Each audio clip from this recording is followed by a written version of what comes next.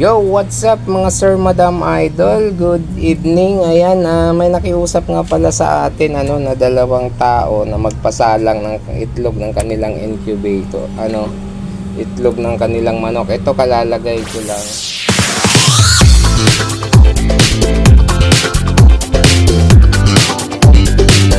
Ayan. Dalawang tao po ang may-ari niyan, tagsa-10 sila. Kalalagay ko lang.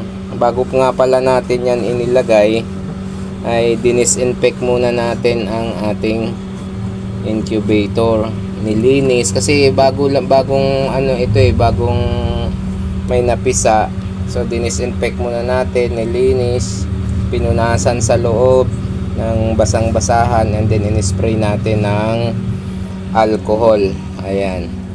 So paakyat pa lang ang kanyang temperature mga sir, madam, idol, 31. So i-maintain ko na lang yung niyan, yung setting na yan, dahil dyan po ako nakapagpapisa. So ito to yung lalagyan nila, nilagyan ko, kasasalang ko nga lang. At meron pala akong idinagdag dito sa akin incubator mga sir, madam, idol. Ayan, madilim lang kasi. Ayan. Meron akong dinagdag dito. Itong tulad nito. Ayan, nagliliwanag. Naglagay pa ako ng 5 butas dyan. Yung 1, 2, 3, 4. And then yun yung pan-5. Kabilaan po yan mga sir, madam, idol. Nagdagdag ako dahil kapag ka dito 37 degrees Celsius, pag dito sa baba 37, habang umaakyat doon tumataas po, lalong lalo na po sa dito sa ibabaw, mas mainit na po siya, umaabot na po siya ng 40 degrees. So lang yan mga sir, madam, idol, kulob na kasi, no. Isipin na lang natin yung mundo natin kung bakit masyado tayong mainit, dahil sa kapal na ng usok sa taas, nakukulob na tayo, hindi na masyadong makasingaw, kaya sobrang init na doon. So ganun din po dito sa incubator. Yun po ay aking pananaw, dahil sa buga ng ng pan, ang takbo po ng lahat ng sa taas, kaya naiipon, kaya masyado pong mataas ang temperature dito sa dito sa pinakataas niya. Ayun. So ang aking solusyon na ginawa is nilagyan ko ng singawan.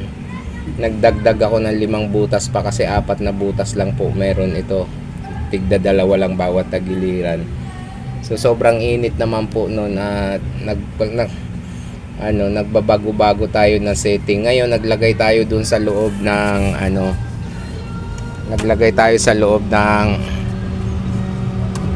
ayan,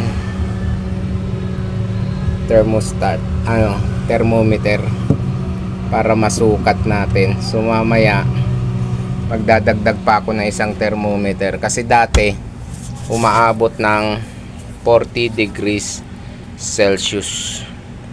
So ayun, hoping tayo mga sir, madam, idol, na magpisa ito kanilang mga itlog.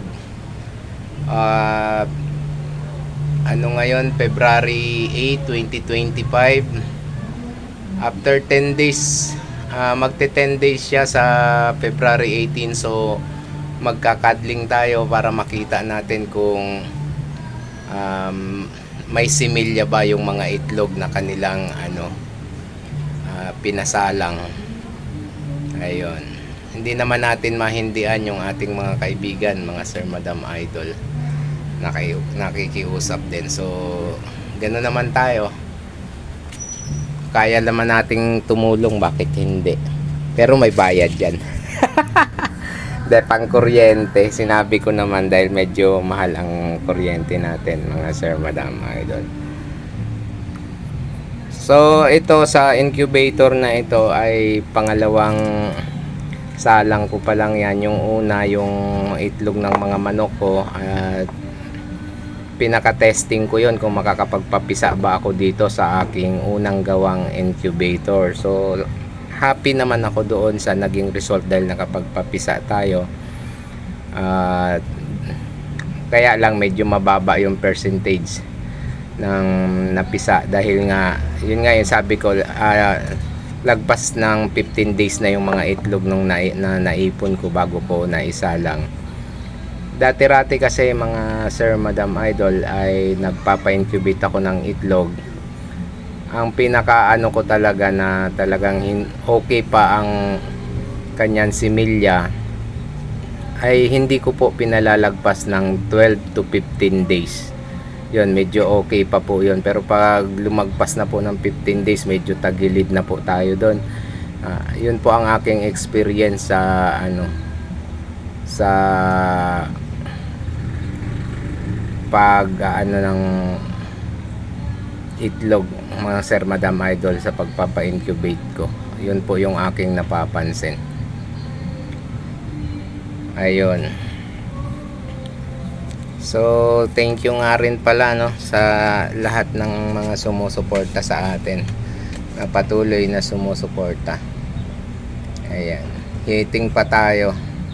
Sana umaakyat na yung kanyang temperature. Ang ano ko niyan, mga sir, madam, idol, is 37 degrees Celsius.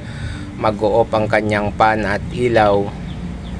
And sa pag umabot siya ng 36.3 or 0.3 or 0.2, mag-o-off na siya. Yun po yung setup ko ng aking incubator. So ngayon, yung inoobserbahan ko dito ay kung magpapareho ito at ito. So pareho silang 35, kaya lang yung point nila is 35.1, 35.7 na yung isang thermometer natin, yung thermostat. Ayan. May diferensya sila, hindi sila pareho, pero pinagtabi ko lang po diyan yung yung dalawang yan. Pinagtabi ko po yan doon sa loob. Ayun, kung makikita nyo po yung nandoon, ito po yung pan natin. Ayun sila. Kaya hindi po yan sila nagkakalayo ng reading. Kasi pag pinaghiwalay mo yan, mga sir, madam, idol, yung halimbawa yung isa na andoon at yung isa ay nandito sa taas, mas napakainit po nito. Umaabot po ito ng 40 degrees point, minsan umabot ng 40.5, hanggang 40.8 degrees Celsius. So ang ginawa ko nung kinakalibrate ko ito, bawat nilalagyan ko dito ng halimbawa 2 hours dito sa baba is nilalagyan ko ng thermometer, and after 2 hours lalagay ko na naman dito hanggang palipat, kaya nakukuha ko yung kung anong init nalalaman ko hanggang sa napag-adjust ko na yun dito, yun sa pag-setting natin nito, hanggang sa nakapagpapisa po ang inyong lingkod. Alright, maraming salamat mga sir, madam, idol, at update ko na lang kayo sa kapag maganda ang naging result nito. Bye bye.